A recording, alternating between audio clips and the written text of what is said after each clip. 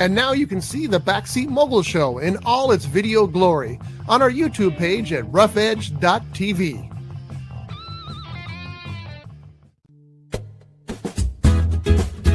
It's tiki time at Harbor Cove Cafe. Dive into the tropical paradise at the end of Spinnaker Drive in Ventura with vibrant drinks, delicious bites, award-winning fish and chips, and more. Now featuring extended hours and happy hour, Fridays from 2 p.m. to 8 p.m., Saturday and Sunday from 2 p.m. to 4 p.m. Harbor Cove Cafe, the hidden treasure at the end of Spinnaker Drive. Visit harborcovecafe.net for more information. Showbiz is a cruel and shallow money trench, a long plastic hallway where thieves and pimps run free and good men die like dogs for no good reason. There's also a bad side.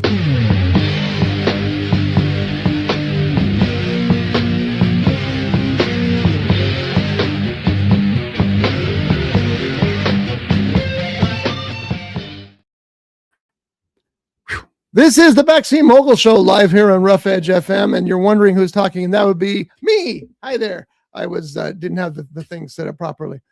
That's us. Right here we got JohnyD. Hey, okay. Well, there we got Jeff Genet. I'm not going to do whatever he just did, but hello. That is a smart move, my friend. A very, very smart move. We're going to talk about a lot of things today, as soon as I can find my notes. I had a really bad night sleeping last night. I could not sleep. I think it's still from trip related, but I kept laying there thinking about things and about notes for my books mostly. And I kept thinking, if I don't write this down, I'm going to forget. So I was up several times and now I have no idea where I was at, but we'll get there. I promise. See, here we are. All right. So I wanted to talk first about the new movie, Michael, the biopic about Michael Jackson. And the reason is it's going to do nearly $100 million this weekend. Huge box office. Good for movie theaters. I'm happy for that angle and everything else. But as anticipated, the reviews aren't stellar. Right now on Rotten Tomatoes, the average review on the critics side is 38%. And most of them are saying things like, it plays like a really bad TV movie. Now, we do know that the movie was fuller at one point, that there were some lawsuits involved, and that they had to trim some stuff about Michael's darker side and make it a puff piece. I can't stand biopic puff pieces. Infuriates me. That's why in my book, one of the best ever is Larry Flint. I don't remember the name of that movie. It was Larry Flint and something or other. Larry Flint. Flint versus the People. Yeah. And the reason was because it showed you what a grade A jerk Larry Flint was. Mm-hmm. Guy was, you should pardon the expression, an a-hole. But he also did a lot for the First Amendment. He really fought hard for the First Amendment. So, you know, you had to see both sides there, and they showed you both sides clearly. I hate a movie that just shows you, oh, look at this wonderful person. They didn't do anything wrong in their lives. They're great. Like, no, BS. Show me the dirt too. I want to see the dirt. And there's a lot of dirt with Michael Jackson. And that's none of that's in here. It's just how wonderful he was and everything. So no, I don't need a puff piece. This brings me though to the audience score and why I don't trust the audience score anymore. 97% of the audience thought that Michael was a good movie. Now let's examine why this is. And it ties in with the Melania movie as well. Who do you think went to see the Michael Jackson movie opening weekend? fans of Michael Jackson. Michael Jackson fans. You might want to speak up a little bit. Fans of Michael Jackson. Right. And what are fans of Michael Jackson likely to say, no matter how good or bad the movie is? Oh, yeah. That they liked it. Mm-hmm. Same thing applies to Melania. Who went to see that? MAGA went to see Melania. Nobody else did, but MAGA did. And it's 98 or 99% on Rotten Tomatoes. John is adding some background music for us. No, I have no idea why that went off. So that's why I don't mention audience scores anymore, because they're not telling you whether the movie is good or not. They're telling you whether or not the fan base went to see it, which they obviously did. I have no intention of seeing this movie. I probably wouldn't have seen it anyway. I wasn't the world's biggest Michael Jackson fan. There's no way I'd ever deny his talent, but just not I'm a Motorhead guy. I got my Motorhead shirt on right now. you think Motorhead and Michael Jackson have a lot in common? They don't. Well, yeah, they Well, let's hear it. music. That's music. That's a lot. Yeah. Okay. I know what you're all wondering. Why is he still on this show? Jeff and I have discussed that in detail. Jeff, throw me under the bus. Wait, what? I was not mentally there. I was not privy to these conversations. No, I made that up. That was a joke. But I just wanted to mention that because it really shows why you don't trust the audience score. Audience score, just throw it away now. Because it doesn't tell you anything. Now, other pictures, it might. You know, like Project Hail Mary, for example. It might tell you a better picture of what people actually think about the movie. But movies like this and Melania and other movies like that, you're going to get the fans voting and they're going to say it's great no matter what. One of the radio programs I listened to, they were discussing the movie. And it came up that, I don't know how true this is, but that some of Michael's family, siblings, as in his sisters, did not want to participate with this movie at all.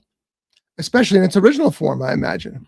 But then, like I said, they basically, I heard they cut a third of the picture and puffed it up some more. Yeah. Because like you said, there was, I haven't seen the movie, but I believe there was no telling of all the court actions and all that. No. Now the rumor is, and of course, how would they know this in advance, that they've always planned a sequel to show that side. Anybody want to take a bet on that? There probably will be a sequel made. You want to take a bet on what it's about? It's probably about the Wiz or something. It's not going to be about that because they're not going to allow it. And it's not a real story. It's just PR. And I don't need any PR. I despise movies like that. If they do deep dive into the darker side, then yeah, I might be interested in seeing that one. Well, But both sides. I mean, I want to see both sides. Then I want to see the dark side. I want to see the light side. I want to see both sides. I want to see the real person. And if you can't give that to me, you're wasting my time. Now, to give credit where credit's due, my understanding is the young actor who played Michael Jackson, a relative, I think it was like a nephew or something like that. He's quite talented. Have you seen the movie? No. Then we shouldn't bring this up. I'm just going by what I have heard. We actually got an email this week that says you guys say talk about movies a lot that you haven't seen. So we need to be careful with that. At least when we talk about movies that we haven't seen, we don't say we have seen it. So we haven't seen it yet. I mean, we admit we haven't seen it yet. I'm just telling you, I literally got an email in the past couple of weeks. Somebody who said that you guys need to talk less about movies you haven't seen.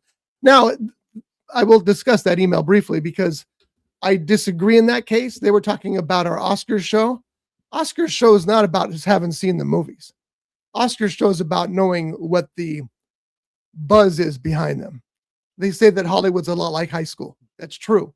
And you can feel the buzz without knowing whether you've seen a movie or not. The buzz is still there. But as far as the great performance, well, yeah, it's what everybody else says, but we haven't seen it, so we don't know. I also have heard that he was terrific in this movie, but I haven't seen it and I won't. So I may never know if it's a great performance. That sounds depressing. We're going to talk about a lot of movies we have seen today, though. But we do. We got a whole ton of them we're going to catch up on because I've been gone for a couple of weeks. I really don't like this Zoom. Let me see if I can do a little bit better. We got Elvis in there, though. Elvis swinging his hips again. Elvis in the house. Woohoo! So let's move on from that. And I thought I had more to discuss, but apparently that's all I do until we get to the movie reviews. Let me just take a quick look here. Yeah, that's it. So anyway, I'm glad that the movie's doing very well. I want people to go to the movie theater. I wonder what the bucket is. Do you think it's Michael Jackson's head and the top's on fire? And then it was his hat. Oh, that's kind of cool. Yeah, Okay. It was his little. Did you see he hat? No, I saw an ad for it. They tried to. I signed up for Regal rewards, or the emails, so they can send me the popcorn buckets because they don't get they get different buckets that Cinemark does. That's right. And yes, I did see that it was his hat. It says he on the side. Yeah. Does it really? No, it doesn't. It Oh. says Michael. That'd be cool if it did. No, I heard it was a giant But have you seen it? glove that he wears, but it's bigger, so they can put popcorn. No. They did that for the OJ movie too. Say what? Did the popcorn fit in the That's for you to decide. I have a great story about the Raiders, the LA Raiders, that I can't tell on this show, but I'll tell you guys later if you remind me to tell you. Oh, and something else that I would like to talk about after we're off the air, which is about Michael, which we heard from, but I'll talk about it after. We're not talking about that on the air. Jeff and I have already discussed that. Oh yeah. Okay. Yeah, so. All right. So moving on, let's go to Jeff Genet and let's talk about what you saw this week, my friend. Hi. So I saw a few things. I tried to limit what I saw. So I saw let's start with Exit 8. Let's start positive. Oh, I'm looking at this camera. Exit 8 was I didn't know much about it. I went into it blind.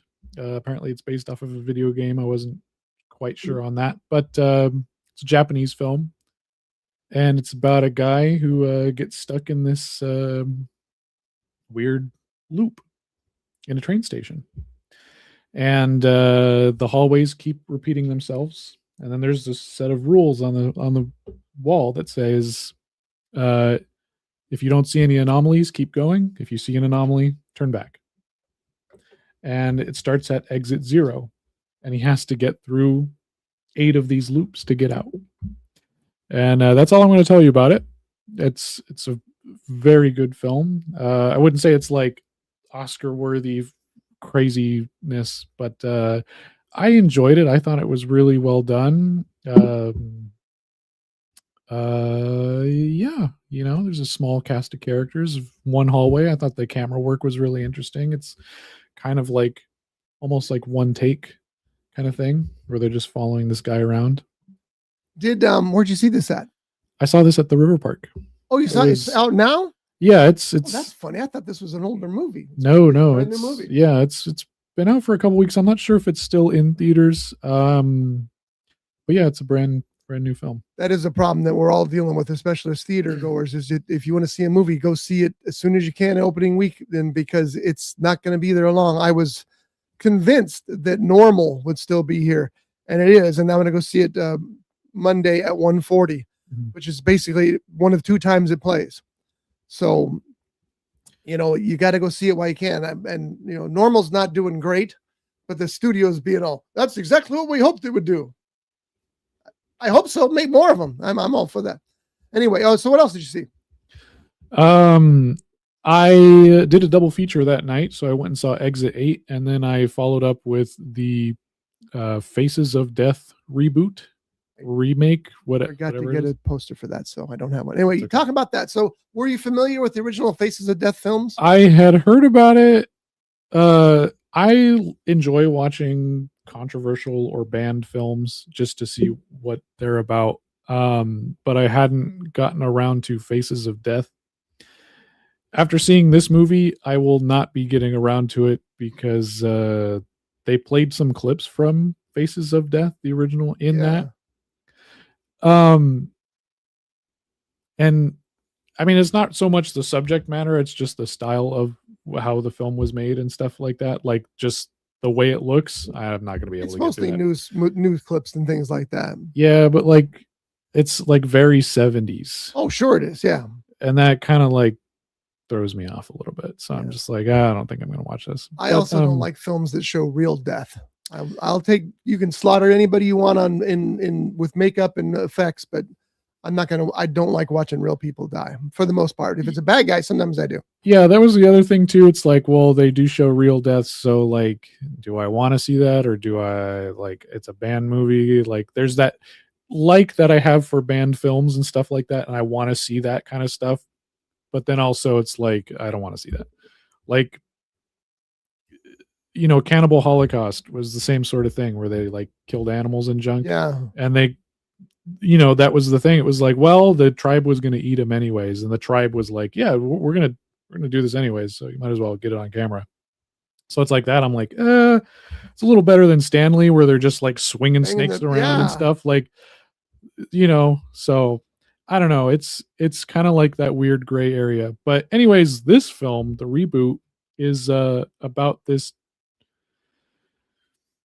It's about this chick who accidentally filmed a viral death video. Her friend died on a train tracks, and she recorded it. And then she goes and works for like a company that screens videos on a social media platform. So she sees like crazy death videos every day, and then she has like a panic attack every day. I can see that. And it's like, why would you even work at this job? Like, it just doesn't make any sense. And then there's this guy who goes around and he's killing people, trying to remake the Faces of Death movie with real deaths. So then she investigates it.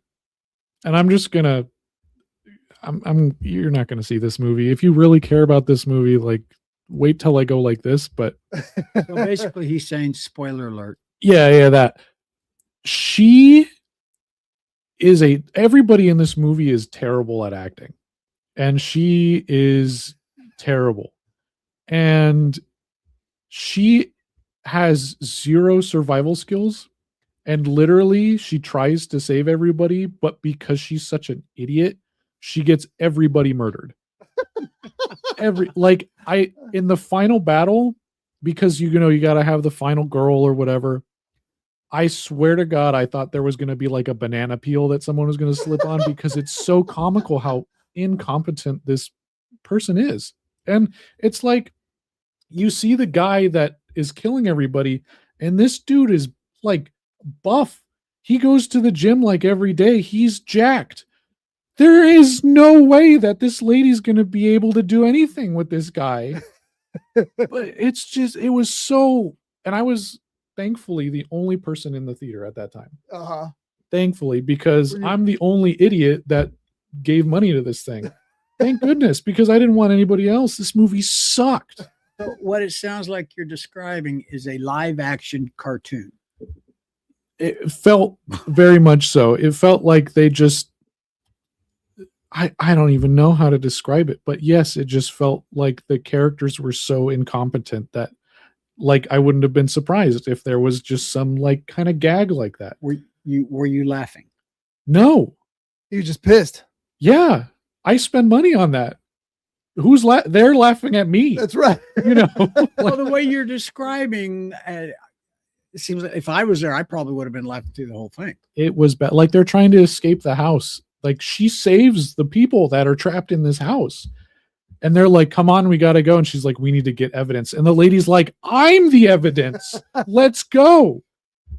And then she's like, no, we got to get this hard drive. And then like that's like a 20-minute scene. And the guy comes in and then kills them.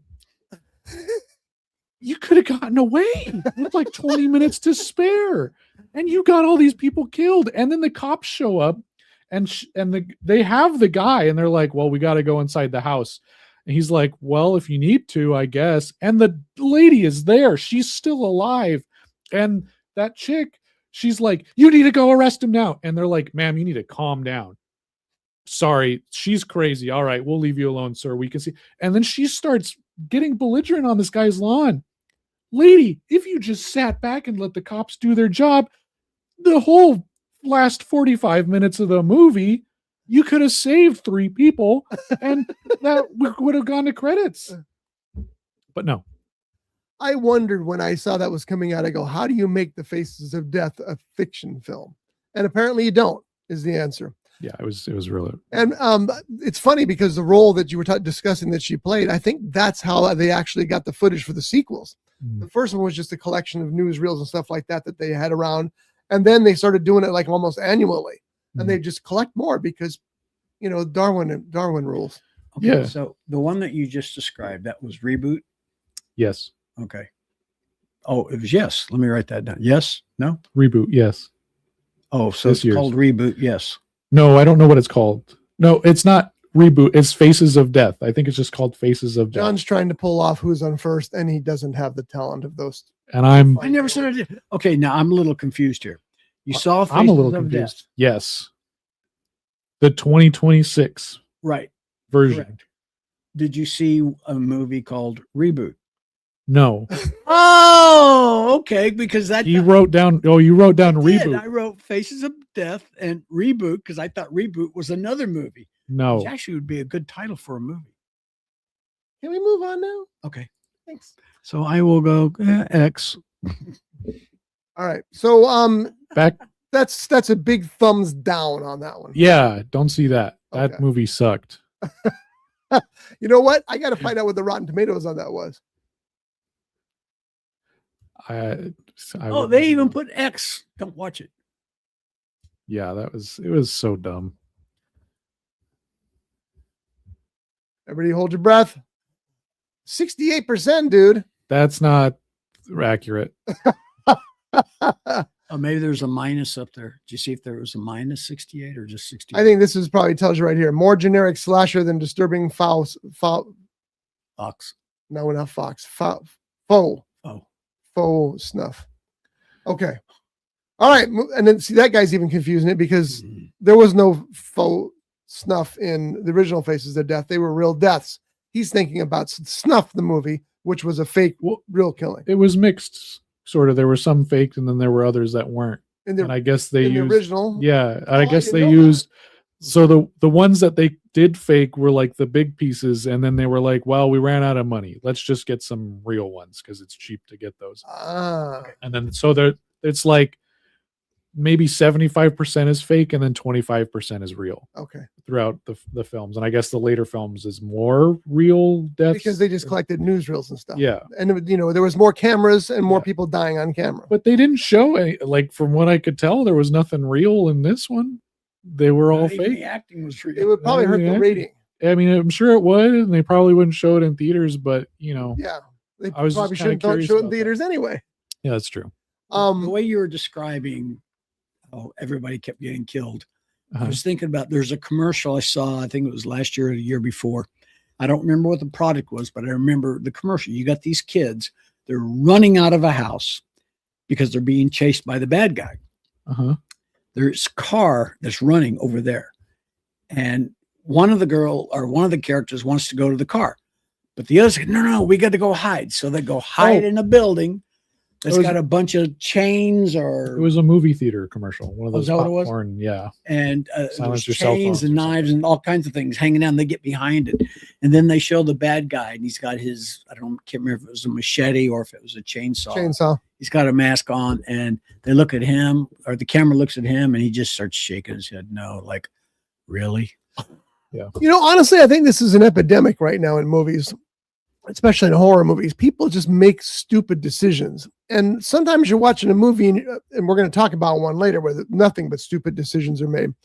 But the characters, in order to create conflict, they're making the characters stupid. And sometimes it becomes unwatchable. And like in that case. Yeah, I feel like a lot of the horror movies that I've seen this year have just been terrible. It's a bad year for horror.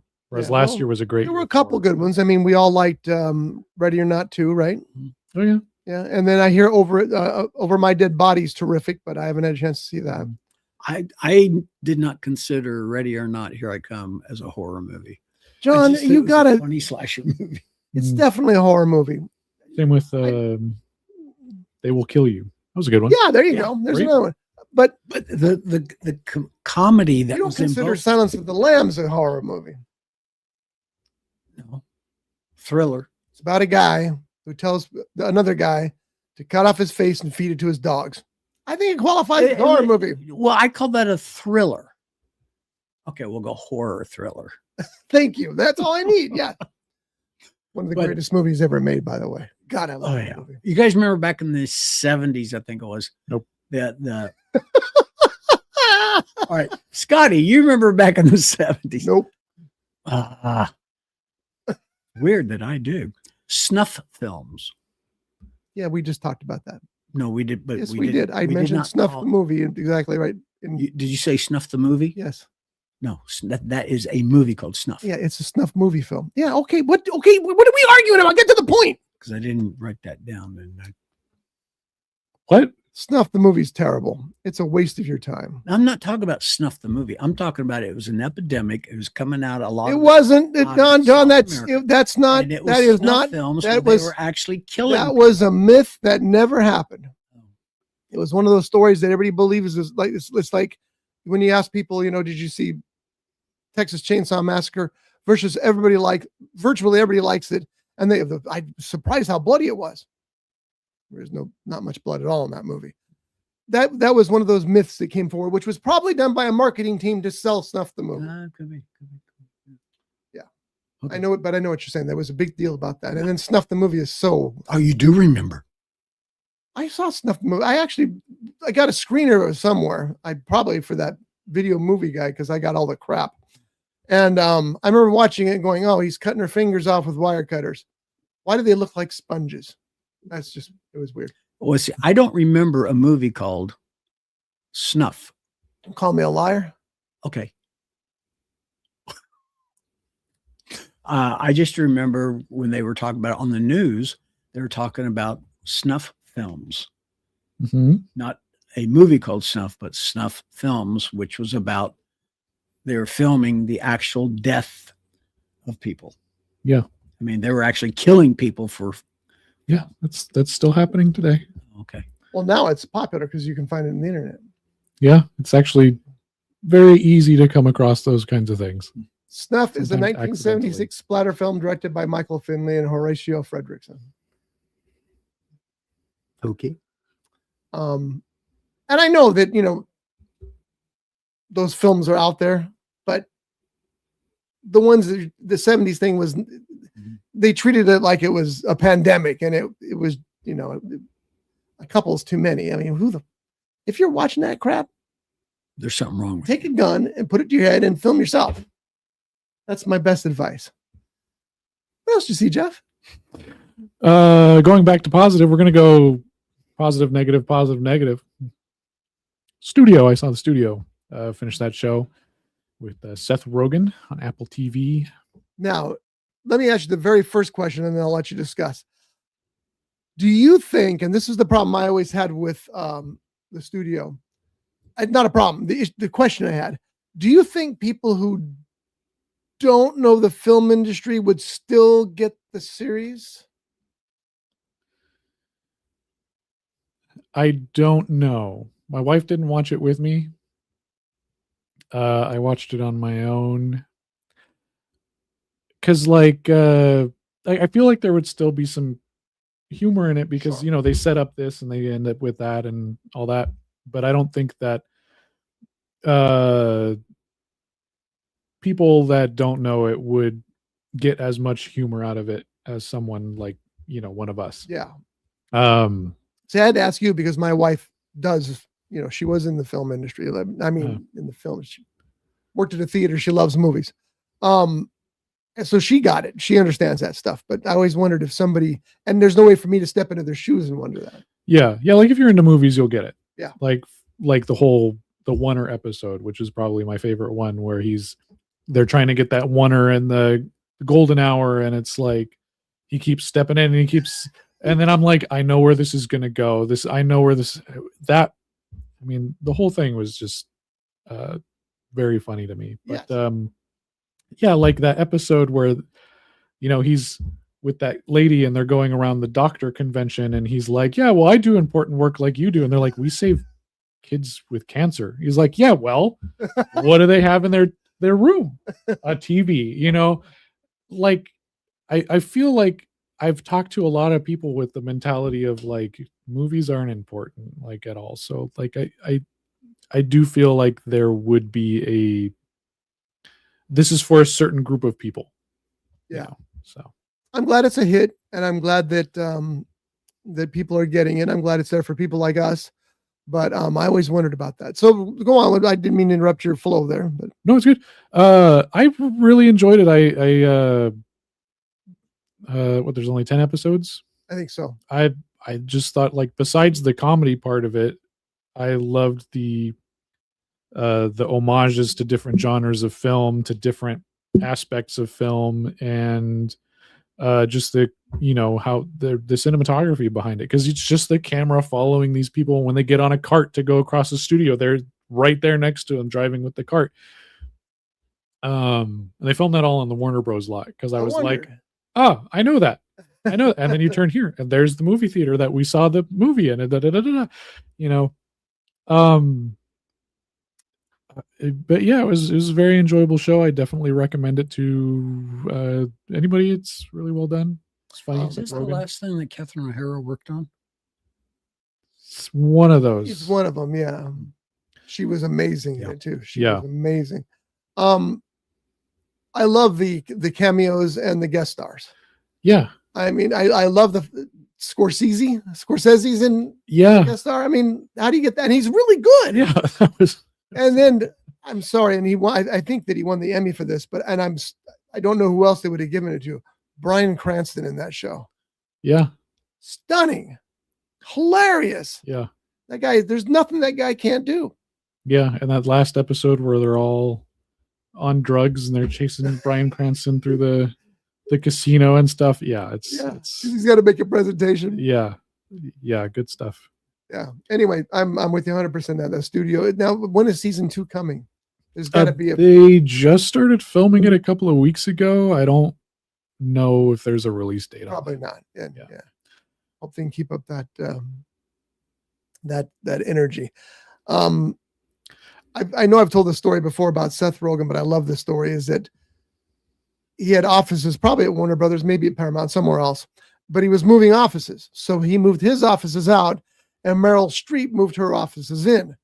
But the place reeked so much of pot that she couldn't stand it. So she had to move out, have them clean it up. And that's how that guy works. Good for him. I think they can go on for quite a while because the episodes that they kind of connect with each other, but it's all loose connections. Yes.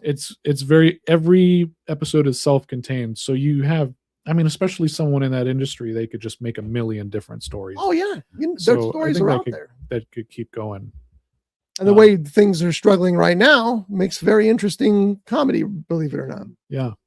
Yeah, and then there's some that are just like normal stories, and then there's some that are super stylized. Like the one where he's like playing, it's the detective noir where they're trying to figure out where the missing film can is. Yeah. And he's in the jacket and the hat and everything, and he's walking through the smoke on this street and stuff. And it's like, then there's the other ones that are just normal, situations. So yeah, they could definitely keep going with that. Good stuff. And I hope they do. I hope they go for many years.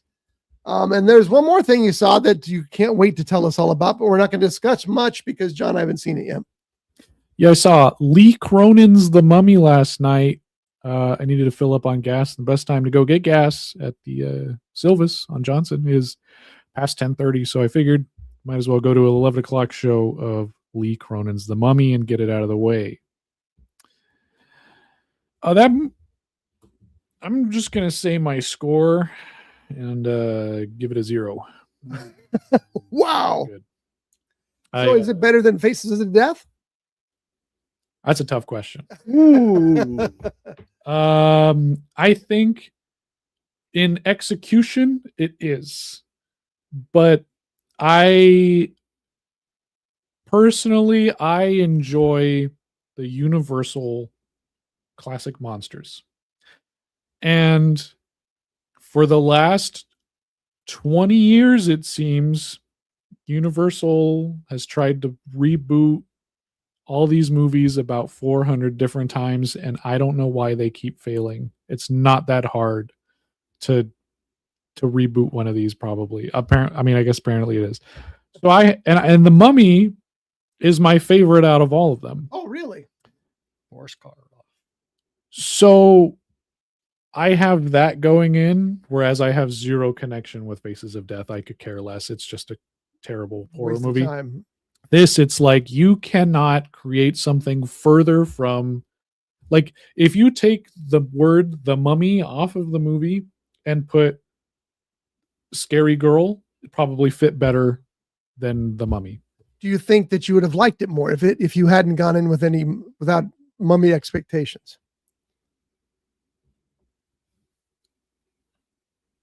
I don't know, because I don't know, like, to me it was just a standard possession horror film on par with, like, I don't know, The Exorcist or the recent Exorcist Believer or whatever. The two Russ Crowe Exorcist movies too. Russ Crowe, like, we're friends. No, not those. They're kind of funny. Yeah, especially when he goes in at the end. They have that secret base. There's hundreds of exorcists. Yes. Stupid. Anyways, it's a mix between that and Evil Dead, but it's a blatant ripoff of Evil Dead. Like, that, you'll see. It is literally like they took we're gonna have a lot to talk about next week. Now, here's the thing about being Evil Dead. Lee Cronin did the last Evil Dead movie. Yeah. Which you did not like. I didn't. I did. I don't know if John saw it. He's busy anyway. Let's not disturb him. Well, I was looking up another movie with basically what you're talking about, trying to reboot things, which don't. Yeah. Or didn't. So, I didn't like his Evil Dead movie because it could have been so much more. understood. Because you have this entire apartment building. It's called Evil Dead Rise, Skyrise building. Great. Couldn't have been like Battle Royale or something. It could have been The Raid, but a Raid, zombie that's what I movie. meant. Yes. Yeah. Yeah. And you limit it to your apartment. The hallway. And we got to get downstairs to the parking lot. Well, you're on the top floor. You're going to go down. That's going to be cool. No, we get there in 5 seconds and then we have the final battle in the garage. No, I'm with you on It's that. like you could have gone crazy. You said you're going crazy, but then you just, you reel it back and you play it safe. That's this movie is way more safe than that. It is just standard. Okay. So that's the problem with it. Yeah. It's just a standard. You've seen this movie a million different times and there is no reason for it to be called Mummy. Why can't they get these things right? I mean, okay, so Del Toro got Frankenstein right, but he's not part of the Universal. Yes. Okay. Right? Yeah. He's not part of the Universal. No. Okay. Who else got one of these right recently? Nosferatu. Robert Eggers. Yes, you're right. Okay. Are those movies like horror films where they're like splattering blood and getting crazy? No. It's ambiance. Yes. Right? Okay. Great. Ambiance is what these horror movies need, because when they came out in the 1920s, the 1930s, whatever, they were scary for their time, but it was built on ambiance. Those films don't work in a modern horror climate. Okay. It's true. So there is zero understanding from these people trying to reboot it in modern day tellings and say, oh, we got to throw in a bunch of blood and to make it scary and stuff. No, it's all about ambiance. Robert Eggers did it with Nosferatu. Guillermo del Toro did it twice with Frankenstein and Shape of Water. And it was all about ambiance. It didn't need to be scary because the vibes, the tone, the era setting, the time period, that's what makes these movies good. Yeah. But you're in Egypt for 5 seconds and then you're like, oh, well, time to go back to Albuquerque. And then it's like you lose the ambiance. Like, and I thought about it. Man, I thought about it and I thought, before I went into this, I thought, how do you make a modern day retelling of The Mummy? Because there is no book that The Mummy was based off of. There's nothing to go off of. It was an original screenplay then? It was an original screenplay that was, because like Frankenstein was based on the book. Nosferatu was based on the book Dracula by Bram Stoker, right? The Mummy was based on the discovery of King Tut in 1925. Okay. And the curse that followed with all those people dying. That's where the concept came from, right? So that's your source material, that and those movies. So how do you make a modern day film based on a mummy? Okay. You look at modern day mummy stories, which I have one. The Persian Princess. You ever heard of the Persian Princess? Persian Princess? Nope. No? Okay. In 2000, Pakistan, police raided a house And that because there was a black market auction going on through there, and they heard that there was a mummy there. So they found this mummy. Okay. It was the first mummy that was related to the Persian Empire. Okay. This woman, based on the inscriptions, was supposed to be the daughter of Cyprus, which is a famous Persian emperor or whatever. There are no mummies in Persian history. It's all been Egypt. There's no mummies in the Middle East at all. So archaeologists got really excited. They started looking into it. Everything was looking good, but then they started carbon dating, and they found out that the woman inside this sarcophagus was 21 years old and had just died 2 years prior. Oh. So there's a big black market ring that sells mummies. So there are these people that are really good at faking all these details, woodworkers, metal workers, all these people. These people kidnapped this woman and murdered her and made her into a mummy so they could sell her for over $10 million to people who would like to buy mummies. That's a perfect premise. It sure is. And when I saw the trailer, there's this girl who just died 8 years ago, and she's in a 3,000-year-old sarcophagus. There's your jumping point. What do? You don't do that. Nobody in this movie opened a book, did any research, or even bothered. They just said, hey, we need to make a mummy movie. Let's wrap her up and put her in a box and then ship her off to out. It's like, what are we doing? What are we doing? You had great premises. You had all the source material that you've had for hundreds of thousands of years, and you just don't use any of it. You could make any interesting movie you want, and you make this standard schlock. Oh, it's so upsetting. Sorry, I went on a rant there. We would never have guessed it was upsetting. Yeah. Okay, so let's talk about that for a second, though. What's the last Universal Studios movie monster that worked? And I'm not counting the recent two. In terms of made by Universal? Yeah. Who did the Brendan Fraser mummy movies? That was Universal. Yeah. I guess those were the last ones that I would say worked, because those first two movies are perfect. And those came out, I think the second one came out in 2001. And those were kind of a springboard off Indiana Jones. Yeah. Yeah. And then, but it works because it has the ambiance. It's not directly scary. But it has the time period. Yeah. You know, there's so much that works for that film. And then you look at all these other things, like the Wolf Man that came out 2 years ago. You could hardly see what was going on that screen. And Plus, it was so a horrible movie. Dumb. It was. That's what I was researching, because... And it's like, hey, family trauma. It's like, okay, we can make characters that are relatable, but like, come on. Just... I don't know. It's there's been like 100 different takes that Universal has tried. And at this point, it's like, please just give it to me. You've already failed 30 times. What's one more? Yeah, give me $15 million and I'll give you a mummy movie. You don't even have to pay me. Just do it. No, I mean $15 million for the whole movie. They give you you could do it with $15 million for the whole film, right? Oh yeah. Okay, you talk about the Universal monsters.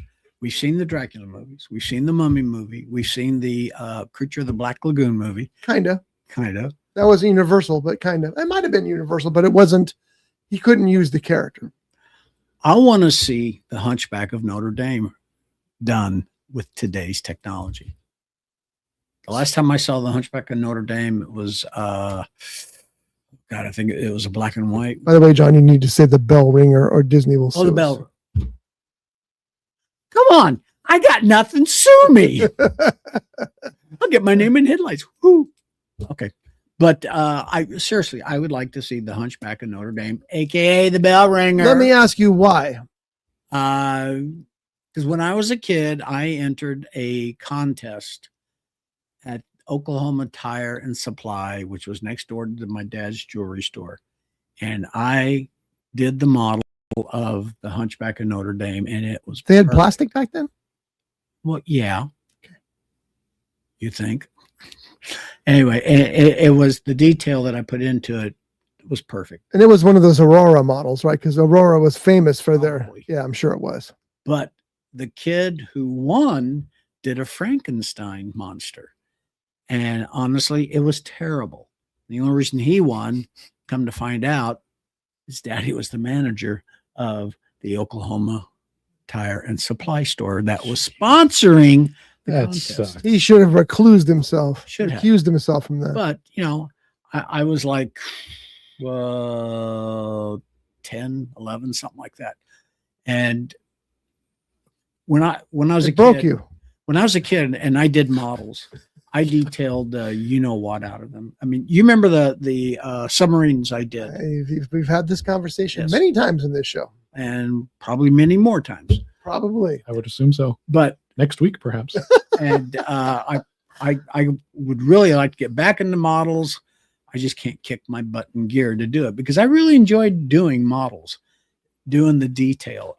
When I used to do my World War I and World War II airplanes, and I'd detail them and then hang them from the ceiling like they're in dogfights. But that's why I say I would like to see a movie about that guy with the hunch on his back. And I don't want him saying, hump? What hump? All that just because you made a model once. Yeah. See, because I actually think the Hunchback's the least interesting character of the bunch. I don't know where let's talk about that. What's your favorite Universal movie monster? My favorite, Yeah. The Mummy. Mummy. Oh, you said that earlier. Which mummy?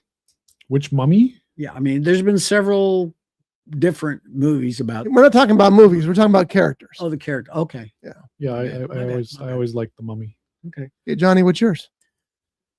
I'm going to go with Dracula. Dracula. And I like vampires. Mine's always has been The Creature of the Black Lagoon. Yep. Creature from the Black Lagoon. Always been my favorite one. And I was so thrilled when John Carpenter was going to do a film. I thought, Carpenter's hot and cold. This one looks like one he would be hot in. But never came to fruition. And that's why I was so excited about Shape of Water. I swear to you guys, I swear this is a true story. They released a trailer. I watched it. I think it was on YouTube. And I watched that trailer and I thought, this is going to win Best Picture. And then when it finally came out, it won Best Picture. And I had to drag my wife to it. And because we make a point of trying to see all of the Oscar movies if we can, but at least most of them. And we came out of that and she goes, I think that's the best one we've seen this year. Yeah, it's that good. But he couldn't use the real creature, but you knew kind of that it was the creature from the Black Lagoon. I would have loved to have seen Carpenter's vision. I've seen drawings of his creation for it, not that far off. And that's the other thing. To this day, that suit still works. That suit that guy, that swimmer wore, still works. It's impressive as hell. So anyway, that's just plus Clint Eastwood was in it. The John Carpenter one? No, he was in the original Creature movies. Oh, really? He played a scientist. He's holding a clipboard. Oh, interesting fish man. Interesting. Check it out. Huh. I know, huh? I probably noticed it right away when I saw it. I'm like, oh, hey, look, I know that guy, but I don't remember that right He's now. not in the original. He's in one of Oh, okay. All right. Then I haven't seen those yet. Creature Walks Among Us, I think, maybe. Okay. Because I remember the first one, The Creature of the Black Lagoon. It was black and white, and I can picture the actors, the characters, but I do not remember anybody's names. Creature from the Black Lagoon. That's all you need. Yes, Yeah, Gilman. I remember that name. My dad took us to see that. I'd already seen it on television, but at the old Camarillo Ponderosa Theater. It's a church now, I think, like most theaters are becoming. They had a double feature, and it was The Creature from the Black Lagoon in 3D. So you get those little red and blue glasses, and it was awesome. When that claw reaches for you, it was reaching for you. It worked really well. And then the second movie became my dad's favorite movie of all time. Well, one of them. And that was Doc Savage, The Man of Bronze. He loved that movie. If either of you guys seen Doc Savage, The Man of Bronze, it was one of George Powell's later movies. And it's just so patriotically stupid that you can't help but just smile all the way through. When Doc Savage looks at the screen, his eye goes, twinkle. It makes this little noise. Ding. And then John Philip Sousa is the entire score. They're using all this patriotic music through the entire score. It's a lot of fun. But anyway, so that pretty much it for you? Yeah. All right. And you gonna see anything this week? Actually, after this, I'm gonna go see Project Hail Mary with my wife. Oh, She wanted to see it. I didn't see it. I went with a friend, and then she started seeing more stuff about it. She wanted to go see it, so I said, "All right, we're gonna go see it in theaters." So yeah, now's the time too, because it's trickled down a little bit. Still Yeah. kicking some butt at the box office. Yeah. Trickled down. All right, Johnny. Tell us what you saw. I saw, well, we'll start with IF, which IF stands for Imaginary Friend. And I really enjoyed that movie. I'm watching it. The characters that were in it are the cast. A lot of the people who did voice work in it.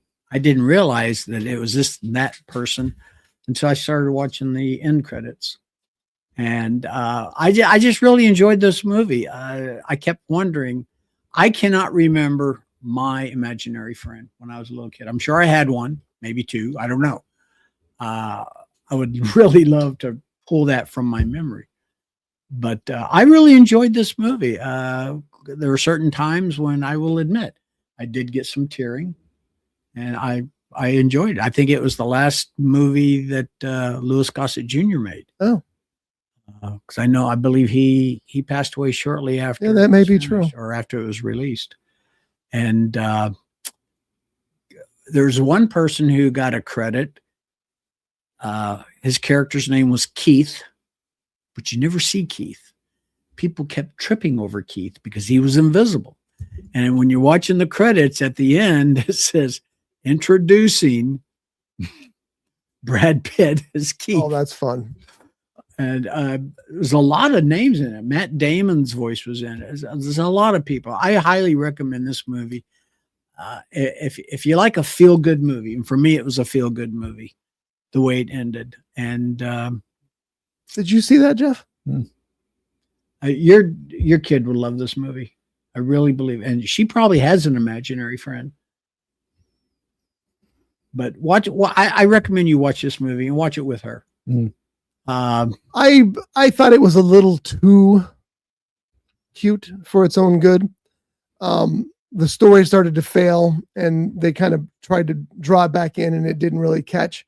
And the tears were manipulative tears. It's like, okay, I know this is going to happen. Here it happens. I can't say it's bad. I would probably give it a 60% out of 100, but not my favorite. But because it was a little too much. But it was cute. That's a good word for it. It was cute. And yeah, I think kids would enjoy it. And my imaginary friend, I was trying to, I knew that I had one, and I think his name was Charles Manson. But I could be wrong. All right. What else do you see? This was John Krasinski wrote and directed, and also was one of the characters in it. Who'd have thought that Krasinski would turn into what he is? Yeah. The guy's terrific. I mean, not only does he do the Quiet Place movies, which I haven't seen any of, but he's an actor in some things. Mm-hmm. He was terrific as Jack Ryan in the series. I'm hoping they do another series. He did that one movie that was an Indiana Jones ripoff, and it was not so great. But I don't remember that one. But that's another story. Yeah. But no. I recommend it. Ryan Reynolds. I just really, really enjoyed this movie. So watch it. It's on, I think it's on one of the streaming services. I think it's on Prime Video.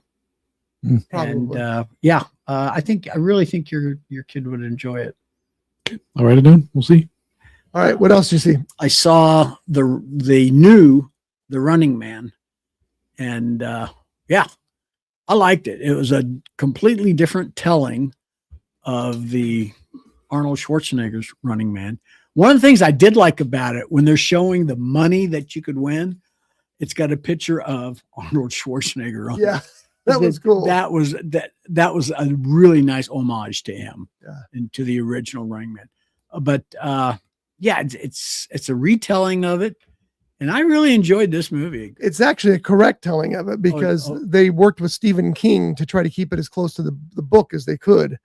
And they even changed the ending, which I wish they hadn't, because the original ending's very cool. And we'll talk about that off air if you guys want to. But they talked to Stephen King about that. They said, okay, we come up with a different ending. Are you okay with this? And he okayed it. So, I mean, if you're working with Stephen King, one of the best-selling authors of all time, it's probably a good idea to involve him at some point.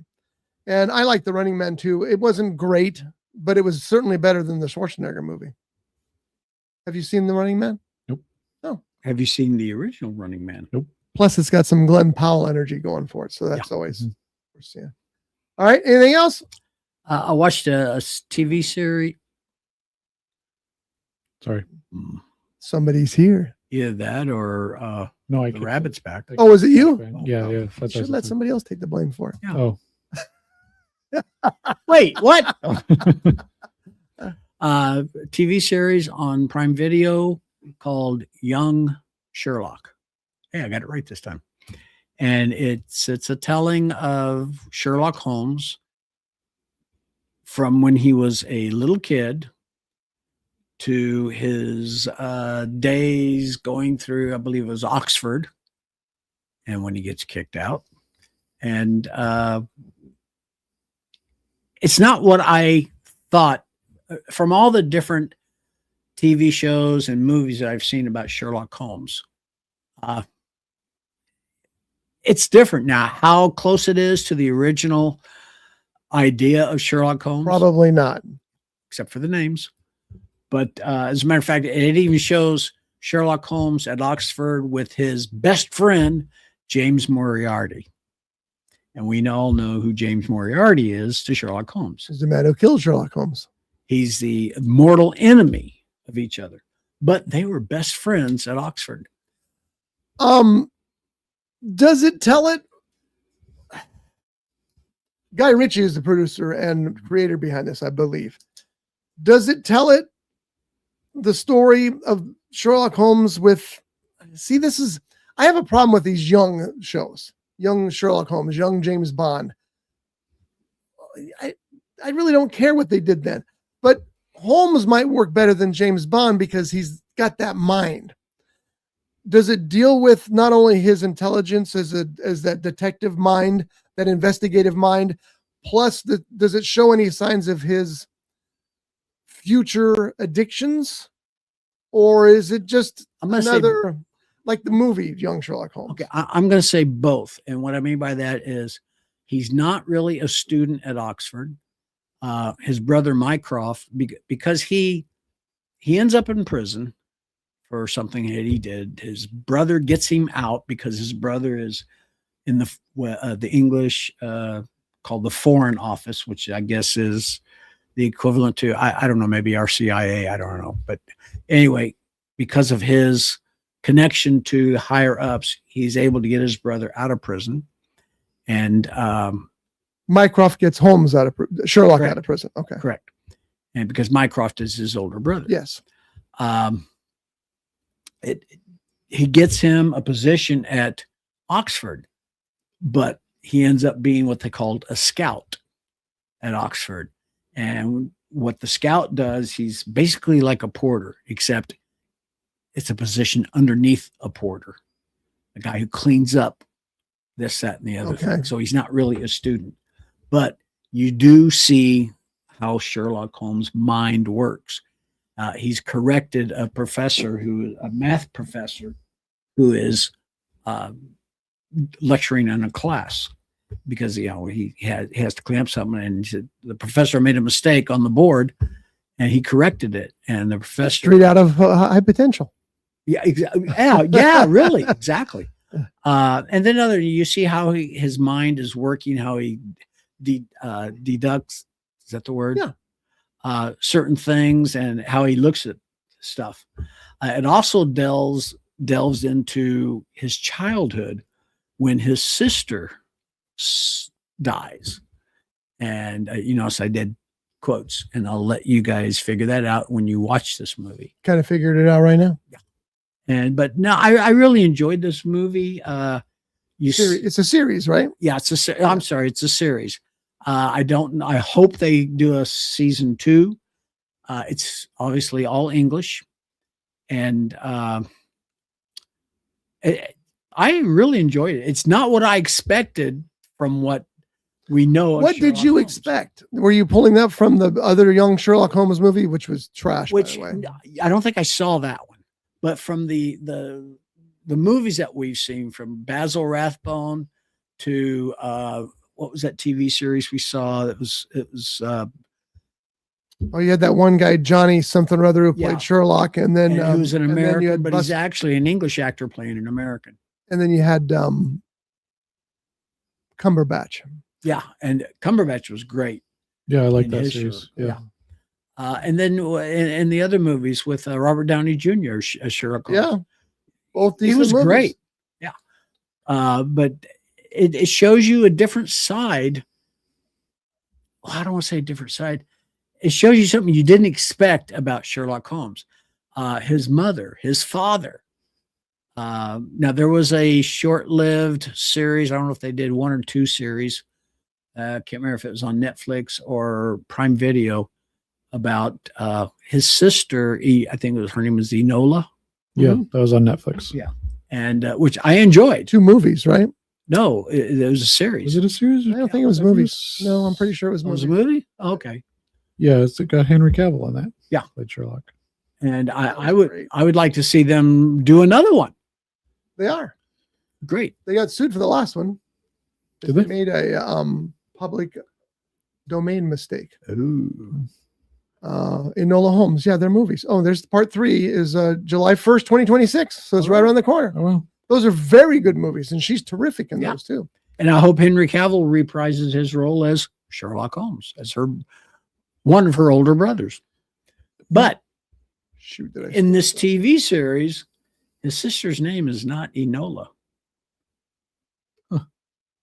It's she goes by BEA, which is short for Bay Arthur? yeah, that's it. No, I can't what her name is. Sorry, I got us off. Oh. But anyway, I recommend. Okay. Oh, that's like weird. Not anymore. It's an echo. Hello. I one. I fixed. I hit the wrong. I'm sorry. I hit the wrong button to screw the thing up. So I started thinking about I can't remember now, but that's another story. Guy Ritchie is terrific. I really appreciate his work. I mean, he made one of the worst movies of all time too, so you got to count that against him. But I like what he does a lot, and I'm looking forward to this series. What where does this air at? I believe it was on Prime Video. Prime Video. Now, can I ask, because I haven't read any of the books yet. It's on my list. I have the book already of all the collected stories. Is this based on anything from those books? Like, are there any chapters where he's younger or whatever, or you get that lore from when he was younger before? I don't know. I've never seen anything about a young Sherlock Holmes, and when I mean from his childhood. Mm-hmm. I don't think you can go back to the movies and TV shows though. I mean, you shouldn't. Because they're so different and so varied. And I've read a lot of the Sherlock Holmes stories, and I don't remember a lot of history. There's no flashbacks or anything that I can remember. Okay. It's more the modern Sherlock Holmes and, the things they excise from the 30s version, which is the addictions and because if you have a mind that works like that, you need something to calm it down or you're going to go nuts. And in his case, it's drugs, And that's something else. The only, they don't really show him using heroin or cocaine or anything like that. But when he gets wounded, he does say something about opium. I think it was opium he was addicted to. Yeah, it was opium. And, but because, for the pain. But they don't show him using anything. And as far as the violin goes, apparently when he was a little kid, he played the violin, but not because it's a flashback where they show him as a little kid and he's playing the violin for his sister and his younger sister. And when he goes back to his ancestral home, which is a huge mansion, he sees the violin. It's dusty and all that. And he just kind of clinks the string, and then he walks away from it. So there are a few things. Oh, and you love that. I love that's what I'm looking for. I'm looking for things that that, you know, that are telling you what's going to happen to the character in the future. And you remember the hat he was famous for wearing? Sure. Well, him and Moriarty are in a clothing store, and they're trying on different hats. And Moriarty, because he puts on that deersucker or whatever, Deerstalker, I think. and Moriarty says, "No, that's not you." And he takes it off and puts a bowler on. So I liked it. Now you don't see the character Watson. And you don't see the character, the female who was, I guess, basically his love of life. Love of life? Marion, I want to say. Not Marion. Who ended up being one of his enemies also. I can't remember. I don't know that that's part of the books even. Oh, that could be. Yeah. I recommend this TV series. My hunch is that Guy Ritchie is a huge Sherlock Holmes fan, being British and judging for the movies that he makes. And that probably enhances this severely. So I'm very much looking forward to it. And I'm glad it's not young Sherlock Holmes, which was not a very good movie. It was like young Indiana Jones instead of young Sherlock Holmes. And the only thing that was great about it was John Williams' score. That helps any movie. But this movie, or this TV series, is called Young Sherlock. And like I said, I believe it's, I was watching so many different streaming services the last week and a half. Where'd you get those at? I can't remember. I think it was at Le Bolton. We have basically every streaming service. And watch it. You'll enjoy it. Okay. Yeah, you know what I wish they would bring back movies? Well, not movies, but movie theaters. Serials. Like Count Chocula? And yes, exactly. They're not, John, they're not. I know it, but I just, it'd be cool if you had a mom and pop theater that could afford. Yeah, that. Exactly. That's the problem. So, because we know if you show the first reel and it sucks, nobody's coming back to the next 9 reels. Yeah. So that's an issue. But I can remember as a kid, because my grandparents ran a couple of the theaters in town. Oh, we got in free all the time. So it's the main reason I won't discuss that in the area either. Hi, Grandma. Okay, go ahead. All right. So the movies I saw on the plane, I only watched one movie in the plane. I thought I would watch more, but I only watched one, was Ambulance, which I didn't know was Michael Bay when I first started it. I knew it was Jake Gyllenhaal because he's Jake Gyllenhaal. And it's a story of a group. It's the same story you've seen a zillion times. A group of robbers decide they're going to rob the mint or something. I don't even remember what it was. And they get caught. And so it turns into this big chase scene through the city of Los Angeles. And one of those movies where especially the main character doesn't make any good decisions. He's got the entire thing planned out, but I don't know when he had time for that. But as I was watching it, I was getting the impression, I'm going, this is made by somebody who does a lot of action movies. Because you can just tell, despite the fact that the action was kind of pedestrian, you could tell it has that feel to it. And so when it said Michael Bay at the end, I wasn't surprised at all. But it's just a stupid movie. It's so stupid that it's one of the, I read a review and it said this is one of the Michael Bay movies that didn't make money. Well, I wonder why, because it's stupid. First of all, the title doesn't help it. Ambulance.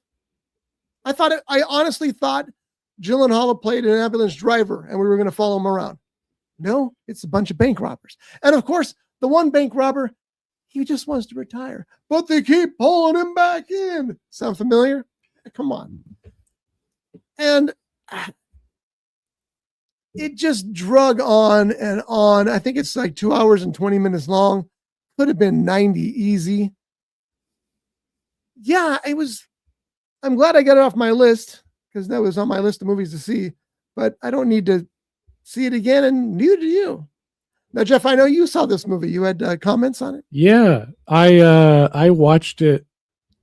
I had seen a clip of it, you know, how it was talking about, the drone shots in this or whatever. It's Michael Bay and there's explosions and junk. So I watched it just simply for the technical aspect. Now I don't like Michael Bay much. I think his movies are very 12-year-old in a adult body. You know, it's very much Great way of- this is the coolest movie on the schoolyard, you know. Yeah.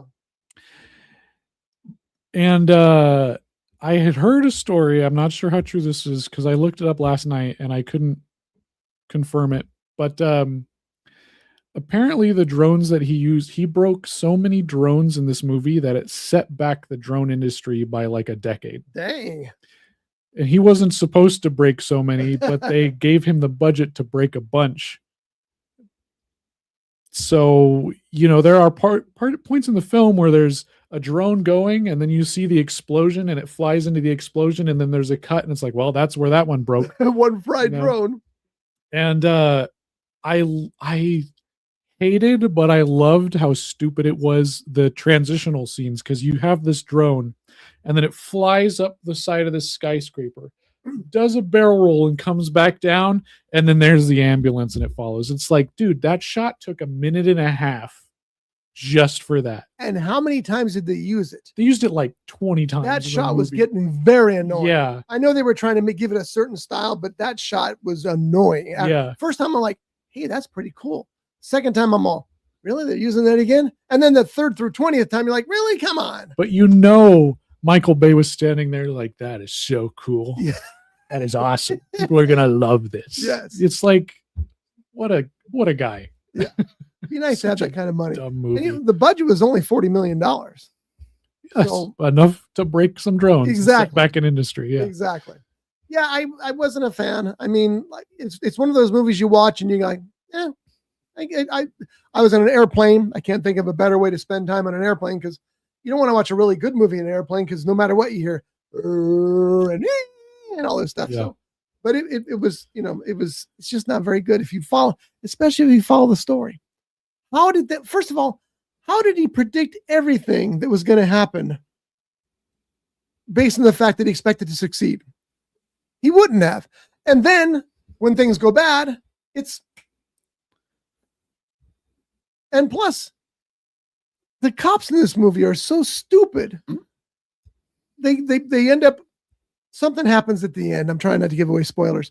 And a lot of the money is in a backpack. And the cops are just ignoring it. So one of the cops who wants to help this lady goes over and grabs a handful of money and hands it to her. Anybody watching this? Yeah. It's really like they had planned to. Michael Bay was like, I want to do something where we do some cool flips in a drone in LA. And then they were just like, all right, I guess we can write a story. It's like, yeah, write a story tomorrow. And then that was this movie. Yeah. So Let me ask you that.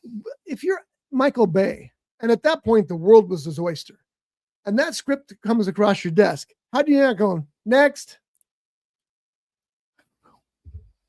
the guy is weird. I remember one time looking at his Instagram account, and I remember he was just following bikini models and Adam Sandler. There was like 1 billion bikini models and then Adam Sandler in the middle of it. I was like, this, and then all of his photos are just him with chicks in bikinis. And it's like, who is this guy? This guy is kind of like, I don't know. He wanted to be the old Hollywood guy Yeah. with the modern old Hollywood guy. He goes to Hooters and he thinks it's a good restaurant. Is he still working? What's going on? Is he with still him? working? Yeah. He's going back to Transformers. Is it the Transformers? I was wondering about that. Yeah, he's going back to that. And maybe that fits for him. I'm gonna look at his movies here. Oh God. Look at that smile. Yeah. Yeah. He's just like, yeah, I got the last swing.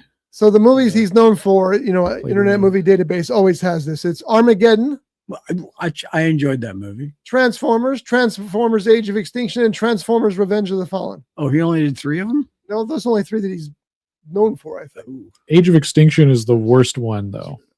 That's a 4-hour movie right there. And it's supposed to be about the Dinobots and they don't show up until the last 5 minutes. That's a dumb decision right there. Yeah, that stuff ticks you off. Drop. Okay, you know what? I like Drop a lot. We Are Storer, never heard of it. These are producers. I don't want to know that. Did we go- Did I go see Drop? Oh, there we go. Yes. All right. Well, forget it's not worth exploring. But Six Underground, I liked. I didn't realize he directed that. That was Ryan Reynolds. The first one was interesting. Second one was like, yeah, let's get all this Highlander lore and ruin it. All right, that's enough of that. Wait a minute. What? I said that's enough of that. Michael Bay. No, I'm talking about Underground. Six Underground. There was a second one. Yes. Was it called 6.5 Underground? Yes. No, I didn't realize there was two of them. Was Ryan Reynolds in the second one? I may be confusing my movies. I was thinking of the Charlize Theron movies. Oh yeah, yeah.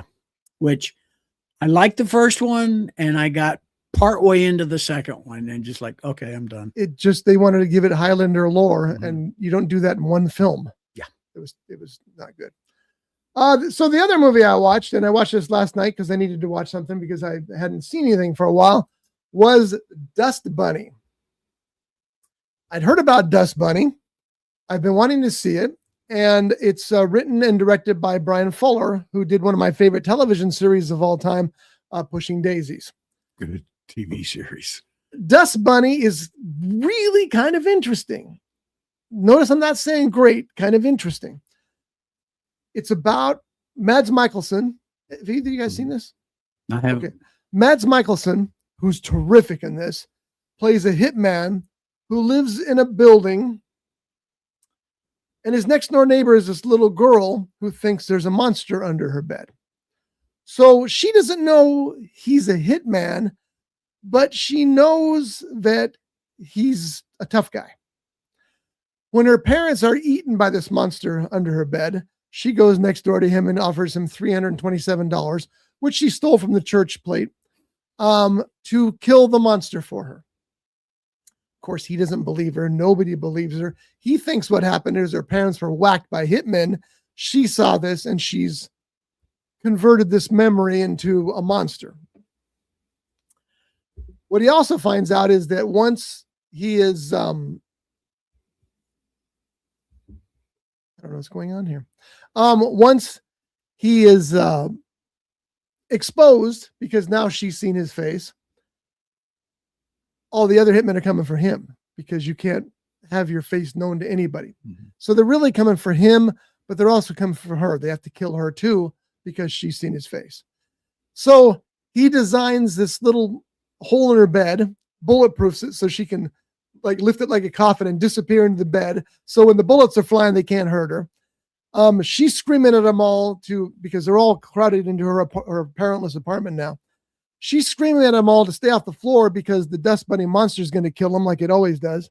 And they're all thinking she's crazy because it's a little kid Santa story about a monster under her bed. But guess what? There's a monster under her bed. And she invented it because her original parents, she's been through 3 families so far. Her original parents were so mean to her that she wished for a monster that would eat them. What she didn't know is that monster was stuck with her for the rest of her life. Yeah. Sigourney Weaver is also in this movie. Almost didn't recognize her, which is odd because Sigourney Weaver is very recognizable. I don't know why she seems different in this movie, but she does. It was fun. It's glorious to look at. The photography is absolutely just beautiful. The colors are everywhere. It's really nice in that sense. It just doesn't, as it rolls along, it plays fair enough, but it doesn't hook you. It doesn't grab you ever. And I don't know why that is. But I looked it up and I think the budget was like $10-15 million. There's a lot of Dust Bunny action in this movie. The Dust Bunny is the monster because that's what they created him out of. And he lives in the floors. It's kind of fun. And the guy from The Devil on Late Night is in it as well. Oh, Darius Mucci or whatever his name is. Des Malchin, yeah. I don't remember his first name. He's very good too. Interesting movie. Can't say it was a great movie, but I kind of like the whole concept of hitmen thinking that they're doing all the damage when this big monster with sharp teeth which looks like the rabbit from Monty Python is doing all the killing. It was very interesting. David Dastmalchian. The guy's great. Where'd you see it? On TV. You know what I did? And this is going to be a venting point for me. I watched it on HBO Max with commercials. I despise commercials when you're watching a feature film. It ruins the flow, and flow is so important. And there's a scene here where something happens, it goes to commercial, and the next thing, Sigourney Weaver is walking into the room.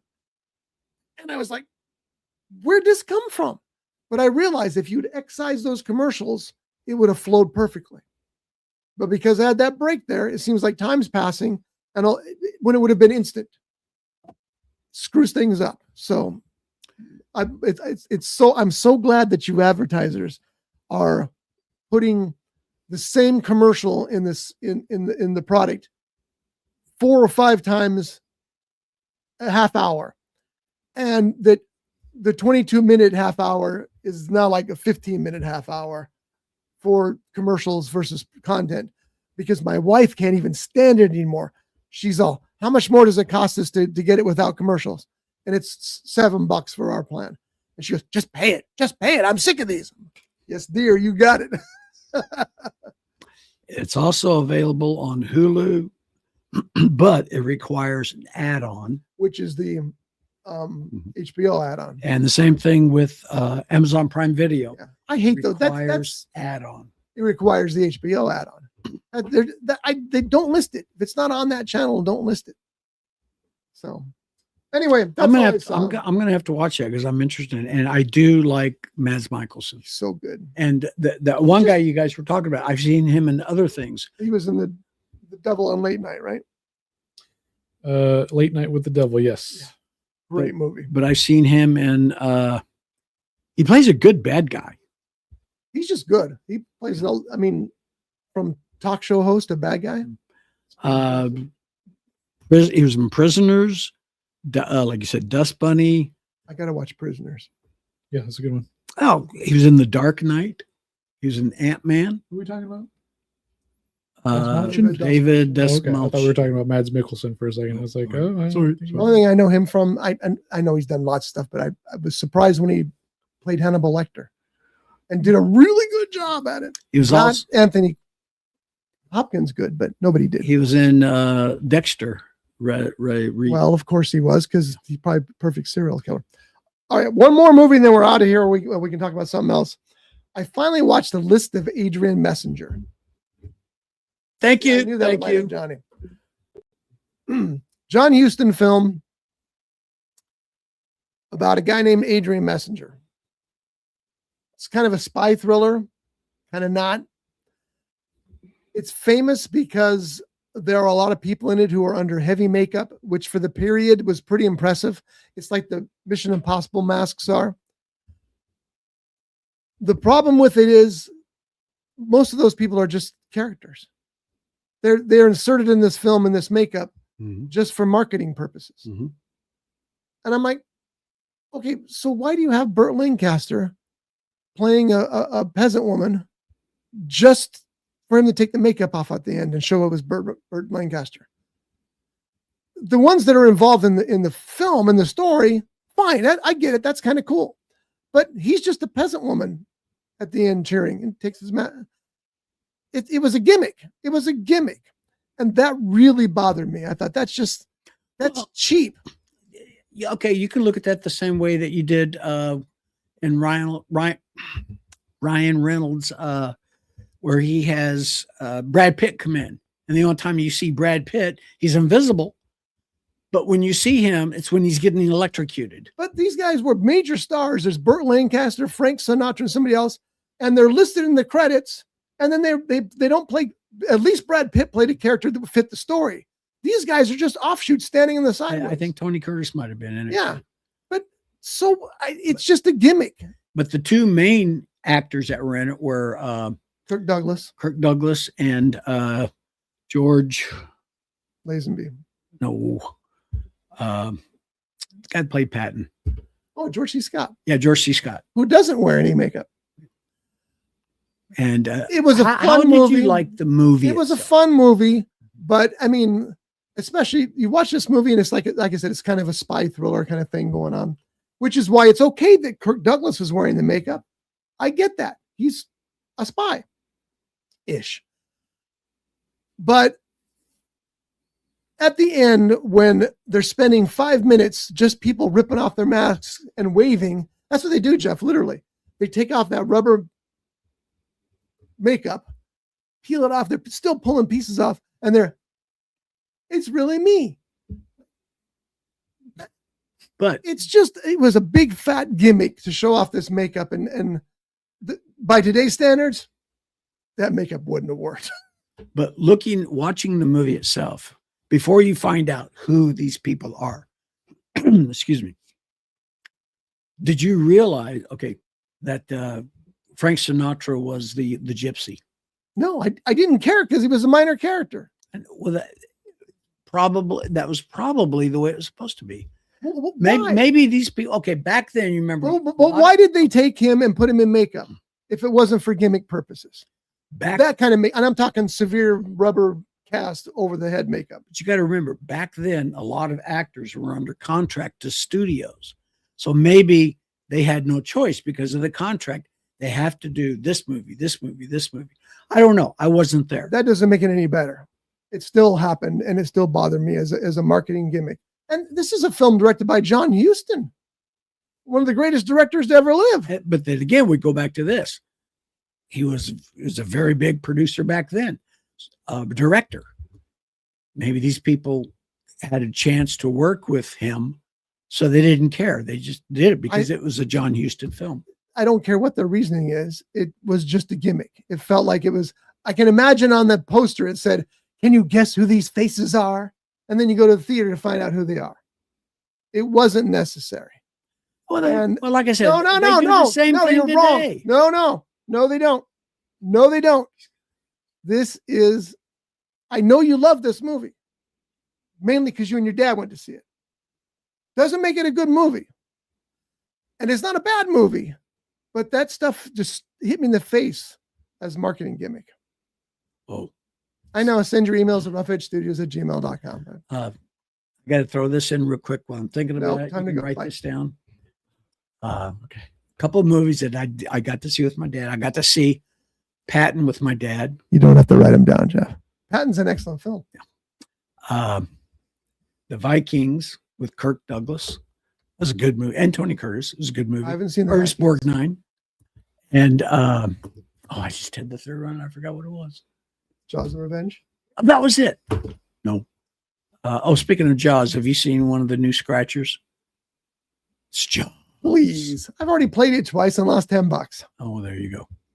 But anyway, you didn't write those down. That's good. I told him not to.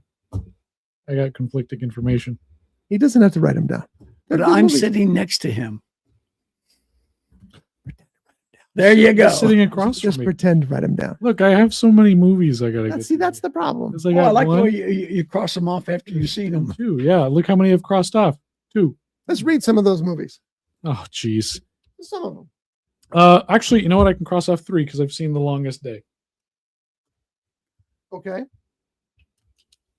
And it was a long day to decide. It was a long day. And they didn't translate everything. It kind of upset me a little bit.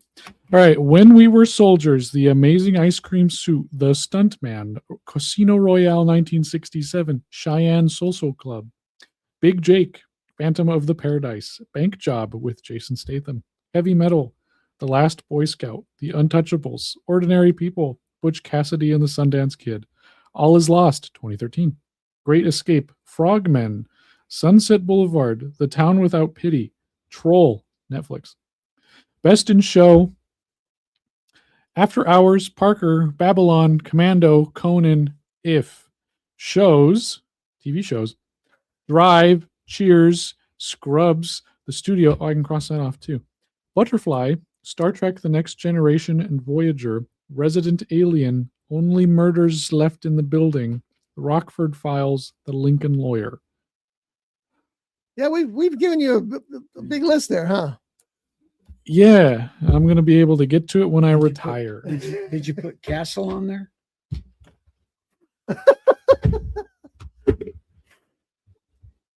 And if you can find it, drive. Oh, it's on there. Oh, okay.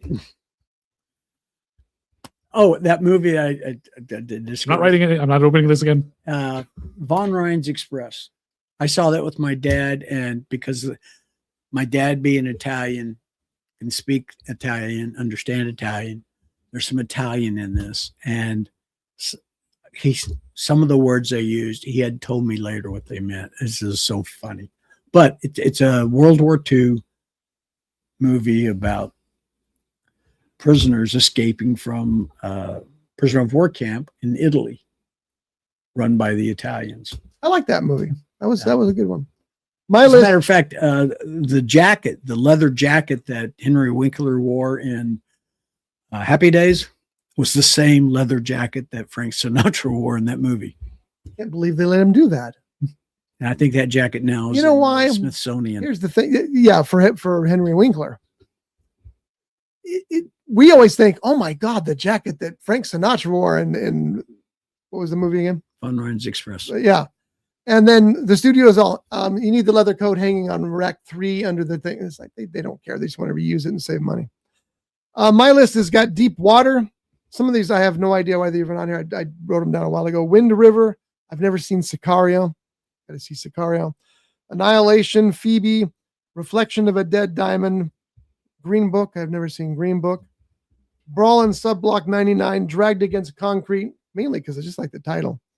Lake Alice, Zombie Town, Oculus, 99 Homes. Anybody? Do you guys recognize any of these that you told me about? You said Oculus. Yep. I think you can scratch that one off. That was not a good horror movie. Really? I don't think- Other Side of the Wind, The Assessment, I Love You Forever, Long Distance, Push, Eeny Meeny, Amelia Perez. Well, you could definitely cross that one off. Nice Guys, which I always confuse with Good Guys, so I got to watch Nice Guys. But hey, I got Sicario on there twice. I can get rid of that. The Nice Guys with Ryan Gosling and Is it Russell Russell Crowe? Crowe.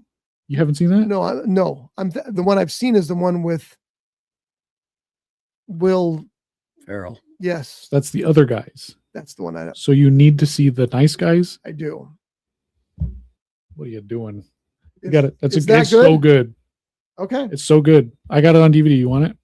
I'll let you know. I'll text you Okay. because I may have it already. Butterfly, which you mentioned. The originals, what didn't you? Oh, have I it? mentioned it on the Yeah. list. Oh, okay. Yeah. The like, I Witch, don't know what that is. Werewolves Within, Frida, Taking of Pelham 1, 2, 3. I want to see That both was versions. good. Man, that was good. Single Shot, The Vast of Night, Prisoners. I know you gave me that one. Your Name, you gave me. Memories of Murder. Is that something else you gave me? Together, Pretty and Lethal. That's just so far. So I got a big list too. What Somebody was? laughed at me for that. You keep a list of the movies you want to see. Mhm. How am I going to remember to say it? Have either one of you seen Wind River? No, that was on my Jeremy list. Renner? Oh, so good, so good. What was the? I heard it ends with him getting run over by a snowmobile machine. It wasn't a snowmobile machine. It was a big thing. Well, that answers it. Big thing. Yeah. What was the? Oh God, what was the name of that movie? Gene Hackman played Popeye Doyle. French Connection. Yeah, The French Connection. Have either one of you seen that? Of course. It's classic. Oh, put that on your list. If you like car chases, oh my! And you know what? I can't disagree with him on this one. It also won Best Picture.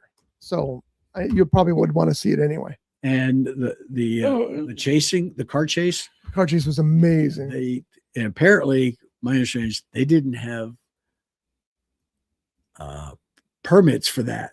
They just There's no way. There is no way they did that without permits. They didn't have permits. Speaking of cars and no permits, Tokyo Drift, to do all that in downtown Tokyo, they went to the government. They said, "Hey, can we do this?" They said no. They were like, "Well, better to ask for forgiveness," and then they just did it. It's a good movie. Anyways, And have you seen 7-Ups? nope. Oh, You don't have to write that one down. that, Even though Roy Scheider's in it. good chase scene, especially that. accident that wasn't supposed to happen, but they were filming, so they kept it in the movie. I love bits like that. And then French Connection, I would recommend as well. And I have that DVD if you need it, let me know. Except that when Gene Hackman died, I thought, I'm going to watch French Connection again. Stuck the disc in my PS4. Doesn't recognize the disc, can't play. What the hell? This is a brand new, I just unwrapped it, took it out, took it back to my computer, plays fine. Stuck another disc in my PS4. Doesn't recognize the disc. They updated the software and screwed up the DVD playing thing. So now I can't play DVDs on my PS4 anymore. I can play Blu-rays. Can't play DVDs. I'm sure you have. What did it say when you looked into that? It said that you need to reset the database, which I've done several times. Still doesn't work. All right, moving on. So next week we'll be talking about Normal, because I can't wait to see that, and also more on the wonderful Lee Cronin's The Mummy, because my son and I are going to go see that this weekend sometime. And then, did you say you had something to watch, Jeff, that you were looking forward to? I don't think there's anything in theaters I wanted to see. I got Speed Racer coming in the mail. I haven't seen that, so I'll probably watch that. That's the Chesky siblings film. Yeah. My friend Brandy, who's on the 127, that's her favorite movie. Really? And has recommended it for years, and we've always joked about it. Like, that's your favorite movie? That's crazy. Well, they re-released it in IMAX. So we all kind of made a deal, all right, we're all going to go see it in IMAX. But they only showed it in Camarillo for a day, and I couldn't go see it. And then the other theaters are all in LA, and they already stopped playing it. So I had a friend who went and saw it, and he's like, that movie's amazing. So I just was like, all right, I'll buy it on DVD and we'll watch it. So you get DVD or Blu-ray? Blu-ray. That movie should be seen on Blu-ray. Yeah. I didn't like it when it first came out, but I've heard so much about it. I need to watch it again because it's one of those films that came out, I was like, but then it became kind of a classic. Yeah. Opening next week, May 1st, we have Hokum with Adam Scott, another horror film. And Adam Scott, that's a plus. The Devil Wears Prada 2, I'll be going to see that, so I'll be able to talk about that. Last One for the Road, which is the story of my liver. I'm sorry, I didn't mean to laugh. Well, that was a joke, so you should. Okay. One Spoon of Chocolate, which is another drama thriller, Casa Grande with Lou Diamond Phillips. Two Pianos, the sequel to One Piano. And that time I got reincarnated as a slime, the movie Tears of the Azure. I noticed earlier. Animal Farm also. I noticed earlier when you were doing your thing. I wouldn't mind seeing the Silence of the Lambs. Why don't you get to your point? Okay. Vampire or Lestat the Vampire. It's a new series. Oh, yeah. On what? I don't know. Because I really enjoyed Interview with the Vampire when I read the book. And I got to admit, I did enjoy the movie. So this is a series I have to watch. It's on AMC and AMC Plus. And it starts June 7th. So you haven't missed any of it yet. Oh, good. I don't understand. And we discussed this. We won't go into it much. I read Interview with the Vampire, and Lestat is a jerk. Yep. He's an a-hole. And yet he's beloved by all these women who read the books like he's romantic. It's like, no, he's just a jerk. But, I don't know. All right. So that's pretty much it for this week. Anybody got anything else?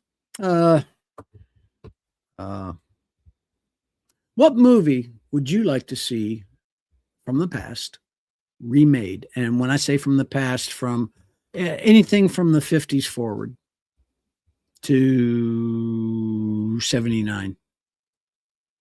Jaws. No, you don't. Just kidding. Don't mess with a masterpiece. I can't think of anything in particular. Can you? There's so many movies that I could. I feel like there's a good answer, but the one that came to mind right now would be Jurassic Park, but make it book accurate.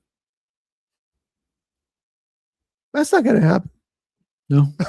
I know it's not. So Yeah, that's another Spielberg production. Oh, he directed the first one, didn't he? and the second one. And the second one. And then the Pirates of the Caribbean guy did the third one. I Yeah. forget his name. And by the way, I know that you have issues with a lot of them because of the science and the lore. Well, the recent one. Yeah. Recent ones. But I think they're just fun. I just love them. So, and there's going to be more because that last one, $750 million. Yeah, exactly. Dinosaurs, but I'll be upset about them. So there's a movie on, I think it's on Netflix right now called Thresh about thresher sharks. And I'm a sucker for shark movies. So I'm right there with you. All right. I guess that's it. Oh, no, it's not. I want to hear about this. And now it's time for the First Run Progress Report with filmmaker Jeff Genet. Couple of weeks, so I thought I'd ask you, how are things going with First Run? well, exciting news. Nothing. Oh, I'm just joking. No, actually, I made a big list of things that I wanted to get done on it, like little changes that I had to make here and there. I got past that thing, that mental block where it was like, oh, there's a little shadow, I got to get rid of that. I got past that. I'm working on the important things. I am trimming the fat. I am fixing audio. So I'm out. It is good. Well, actually, I did change up his scene a little bit. Oh, because you end it when you're saying, we have this shot where we're walking away and you're yelling, hey, kid, you stay away from that last theater. There's a skinless man that sits up on the speakers, which is an actual thing that I heard about at the theater, ghost thing. So I thought, put that in there. Anyways, the camera's kind of shaky, and then the two actors, they improv some lines, but the mic is over there with you. You can't hear what they're saying, and I'm like, damn, that sucks. Like, I really like that. But also, even if I were to get that audio, the camera's shaky because we're using that Steadicam for the first time that day. And still shaky? Yeah, it was shaky. It was a little bit out of focus because when you're moving, you got to focus it at the same. There was just so many moving parts when we were testing out that equipment for the second time, and we just couldn't figure it out. So I cut that a little bit, and I'm just ending it where where they're saying goodbye to you and they're walking away. Because everybody agrees, kind of like, yeah, that scene doesn't really work. He just kind of says some nonsense. It's fine. We don't need it. So unfortunately, I had to cut that. So I've been, just trying to tighten things up a little bit, fix the audio, establishing shots like at the Oxnard Theater. It says Oxnard Plaza, whatever. I had to take that off, change it to Centurion. I had to change all the movie titles on it, and then I had to make it look like it was on camera and not done in a computer. So I had to overlay a bunch of stuff, shade it, and all this junk, which took 3 days. I can imagine. Color, I think, is going well. I was going to get an update on that on Monday, I think. And then music, we finally got someone to do music, and we've already started inputting music in. I ended up going to Angel because he did Gnarly Party. So he did some of the music that's already in the film. And I'm like, hey, man, I'm looking for someone who can do a background score that might match this. Do you know anybody, or would you be interested? He said, sure, I'll do it. Oh, cool. So him and his band are working on instrumental tracks to put behind. He said they've already got some instrumental stuff that I'm going to fit. And then he already sent me some local bands. It's like, this song would work perfect here, here, and here. Here you go. He's like, he already talked to the bands. He said he already got the okay from it. Go ahead and put the song in. So, we're working on that, and it's starting to look really good. Nice. So, do we have any idea about a release date? No, but I've started to think about it. I do want to have it done by August. That's my deadline because festivals and junk, even though there's festivals open and you're able to start submitting. So I don't know if they're still going to be open in August or what that's going on, but August is the deadline for me. Let me ask a real quick question. Can you go ahead and submit even though it's not finished? So that way it's still on the list. And if that's not a good idea. I don't believe so. Yeah. Because what if I don't finish it? Okay. Yeah, because I mean, who knows what could go wrong. And you don't want to leave a bad taste in any festival's mouth. So, But I have started thinking about screenings and stuff like that. I don't know how expensive movie theaters are, but I remember when I talked to the one I filmed at, when I was talking about the insurance stuff to them, they're like, that's the standard thing that we do for all of our events. So to me, I'm wondering if that means if I rent out a screen to play a movie in there, if I'm going to have to pay that almost $3,000 worth of insurance just to do, like, that's not worth it to do it. So I'm toying with the idea of, and it seems kind of like a good idea in my head, of just finding a place that has a big screen, and then we do all the concessions. So therefore, all of that, instead of going to a theater or paying for the rentals that we had, goes back to the production, and I'm able to pay off everything else, or it goes into another film or whatever. I could do whatever. I mean, it's not going to go to me because I don't want any money for this, but it's going to go to projects and junk. Yeah. So sweet. What about the colleges?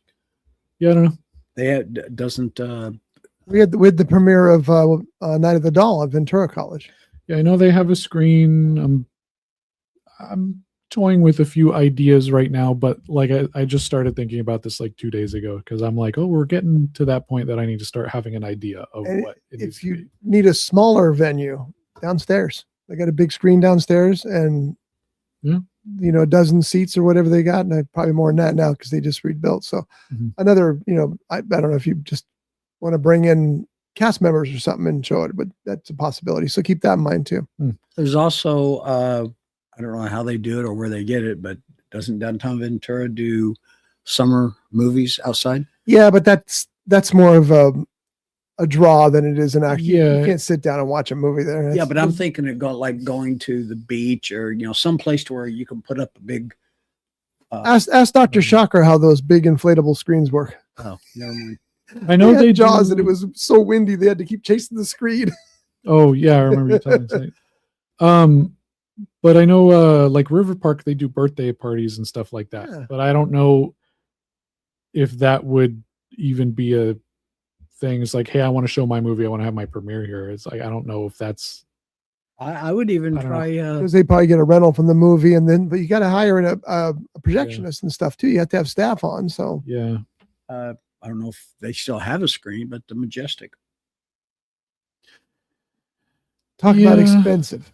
Yeah. Well, I know people at the Majestic. That's the thing. But they don't have seats anymore. They don't have that's theater true. seating. They got rid of all that. And those people are with some of the people that tried to screw me over for the movie. So not like in the best standing with them. Yeah. I even thought about like Buena has a screen and being like, well, maybe if I split whatever take on it 50-50, donate it to the film program there or something. Yeah. Could be something. But I don't know. There's stuff that's toying around in my head right now, but You got lots of time to think about it. Yeah, but right now I'm just in the zone. I'm finishing the little parts, and I'm enjoying what I'm doing. So I would assume within the next couple of weeks, if I can get color put into the film, that I will have a trailer cut. I already have kind of like a rundown of how I want the trailer to go. We premiered here. Yeah. Nice. So do you know? Hopefully within the next 2 weeks. Does the base have a movie theater? Yeah, they do. And there's a couple of ones in downtown Oxnard that are like play theaters, but they have screens and stuff that you can rent out. So, but like I said, that's further down the line. I'm just setting those gears in motion. And I also have someone who's doing a poster right now. Oh, very good. So, all right. Yeah. So once you get that date in your head, you can start doing some marketing or something. Yeah. And then, like you say, get it to the festivals. Speaking of festivals, the Santa Paula film. Go ahead, John. Please go back to the first run. Gotta wait for you to. I'm not going to run it again. Just what do you have to say? The GoFundMe. Oh, is that still working? I don't know. If you want to donate some money that may get to Jeff or it just may go to space, go to the GoFundMe page and search for First Run, and make sure it says "Help us finish our adventure comedy film First Run." You can do it just from the scan there if you so choose. Can I move on now, John? Got any good books? You just in the queues today, aren't you? Yeah. I'm not going to do the book thing today, but I will tell you that Second Shot is dangerously close to being finished for readers. I know there's a lot of work that needs to be done. That's part of the reason I couldn't go to sleep last night, because I was like, wait, that's a good idea. Wait, that's a better idea. So will this also be available on Amazon.com? It will. So all I have to do is put in the search engine, put R. Scott Bolton author. I'm going to try something different this time. I'm going to do pre-sales. Pre-sales are the big deal with independent authors right now. But you can still do that on Amazon.com. Yes. So just type in R. Scott Bolton author, and you look up the list of books that R. Scott Bolton has. You know why? Remember why I told you I don't have a gun? Yeah. All right. So one last thing here. Today is Spam Jam in Waikiki. Celebration of all things Spam, including Spam ice cream, Spam toast, the different flavors of Spam, unique Spams, and some great bands, which is hence the Spam Jam. I'm talking about this today because I love Spam, and two, my brother's there. He actually flew from Hawaii over to another island of Hawaii where the Spam Jam is being held. So he's out there celebrating with Spam. And I said, make sure you get me a t-shirt and send me some pictures. No pictures yet.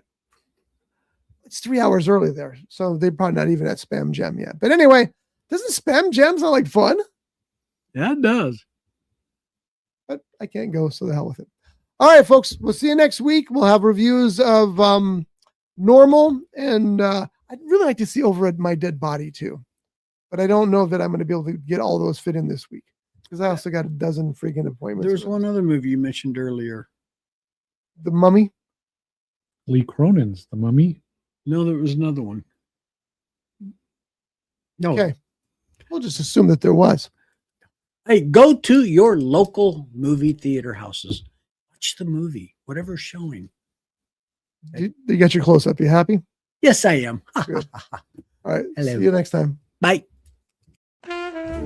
Brought to you by The Grape, Ventura County's premier jazz venue and cocktail lounge, located at 2733 East Main Street in Ventura.